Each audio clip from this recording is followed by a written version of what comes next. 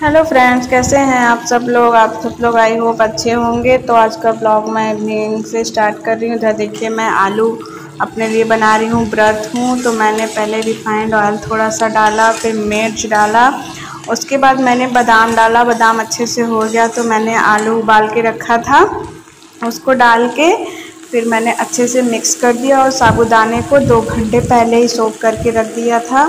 तो देखिए, बड़ा वाला साबूदाना है तो कितने अच्छे से साबूदाना फूल गया है। ये आलू साबूदाने की खिचड़ी है। मैं प्रदोष व्रत थी तो इसीलिए मैंने बनाया था और बहुत ही टेस्टी बनके ये तैयार हुआ था। तो देखिए, मैंने साबूदाना डाल दिया और मैंने इसमें टमाटर भी एक डाला था। और उसके बाद मेरा ये अच्छे से भून चुका है आलू का साबूदाने की खिचड़ी।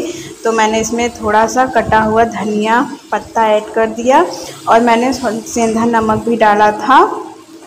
तो देखिए, मेरा झटपट बनके साबूदाने आलू की खिचड़ी रेडी है। तो आप लोग कमेंट करके बताइएगा कि मेरी ये रेसिपी आप लोगों को कैसी लगी।